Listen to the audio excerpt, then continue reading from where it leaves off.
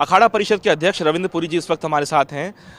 महाराज जी, मैं आपसे बात करना चाह रहा था और समझना भी चाह रहा था कि इस तरह की सूचनाएं निकल के आई हैं कि करीब 104 ऐसे अभ्यर्थी हैं जिसमें 12 महामंडलेश्वर और करीब 92 नागा साधुओं को जो है रिजेक्ट कर दिया गया है।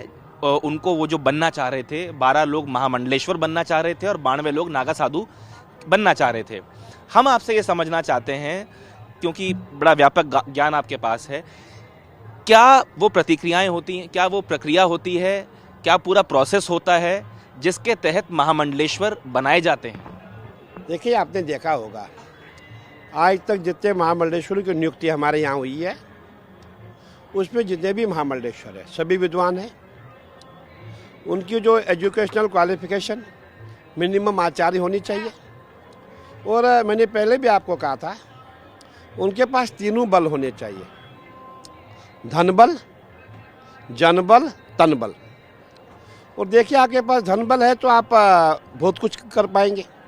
आप जनहित के कार्य करेंगे, आप समाज की सेवा करेंगे। आपके पास विद्यालय होना चाहिए, आपके पास आश्रम होना चाहिए।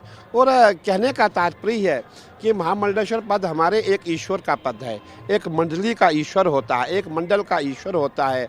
उसके साथ कहीं संख्या में, सैकड़ों की संख्या में संत महात्मा उसके साथ रहते हैं और वो हमेशा धर्म प्रचार प्रसार करते रहते हैं।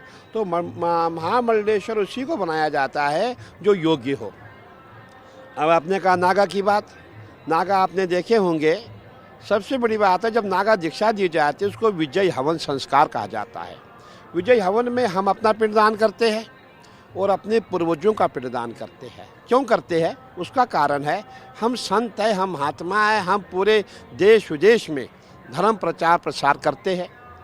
कभी हमारा मन आया, हम केदारनाथ में चले गए, बद्रीनाथ में चले गए, अमरनाथ में चले गए और कहीं तपस्या करते करते ये हमारे प्राण पंखियों उड़ जाते हैं। हम कैलाशवासी हो जाते हैं। कैलाशवासी का अर्थ है मृत्यु।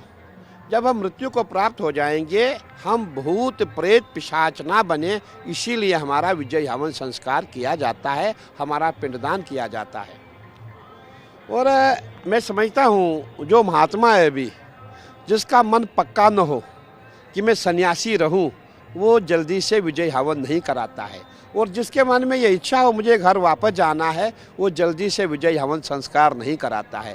क्योंकि विजय हवन संस्कार का अर्थ है हमने सब दुनिया को छोड़ दिया और हमने निर्जनीय अखाड़ा या जो भी संस्था जहाँ का वो नागा है, यही हमारे लिए सब कुछ है, यही हमारे ईश्वर है, यही हमारे भगवान है, यही हमारा घर है। और जैसे हम कहते हैं, माता च पार्वती देवी पिता देवो महेश्वरा बांधवाशु भक्त च स्वदेशे भुवंत्रयम। कहने का तात्पर्य है, जब हमने उस ईश्वर को अपना मान लिया और उसके पश्चात अगर हम घर वापस चले जाएंगे तो हमारे साथ जो दशनामी परंपरा के नाम है वो लगा रहेगा।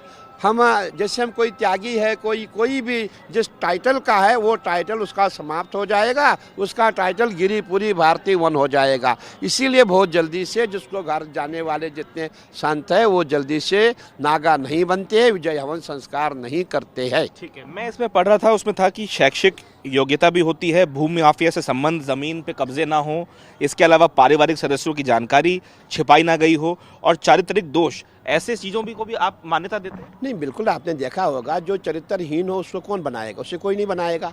और सबसे बड़ी बात है, हम ये देखते हैं कि जो हमारे संत होते हैं उसका घर से संबंध नहीं होना चाहिए। हमारे अखाड़ों की परंपरा है, जितने हमारे अखाड़ों के श्रीमंत होते हैं, नागा होते हैं, जब उसको हम पद देंगे, श्रीमंत का पद देंगे, कोई बड़ा पद देंगे, सचिव का पद देंगे, वो देखा जाता है कि इससे घर संबंध तो नहीं है, कहीं इसका भाई तो नहीं आ रहा, कहीं बहन तो नहीं आई, कहीं चाचा चाची तो नहीं आ रही है। वो इसलिए ज़रूरी है कि जिसका घर से संबंध होगा वो पूरा अखाड़े का धन अपने घर में देगा, अखाड़े समाप्त हो जाएंगे। इसीलिए परंपरा हमारी है, जो घर जाएगा या पकड़ा गया उसको तुरंत पूरी हमारी पंचायत बैठ करके उसको अखाड़े से निष्कासित की जाती है और निष्कासित करा जाता है। तो जिन 104 लोगों के आवेदनों को खारिज किया गया है, उसमें से 92 करीब नागा साधु के लिए थे और 12 महामंडलेश्वर के लिए थे, इन्हीं प्रक्रियाओं के तहत, इन्हीं चीज़ों के प्रति तहत इनको हटाया गया? देखिए, मैं ये कहना चाहूँगा कि जितने भी व्यक्ति हमारे यहाँ आते हैं, सभी संत महात्मा आते हैं,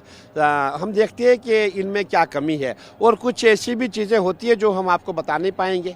और ये सब देखते हुए जो योगी होता है उसी को बनाया जाता है, जो योगी नहीं होगा उसको बनाया नहीं जाएगा।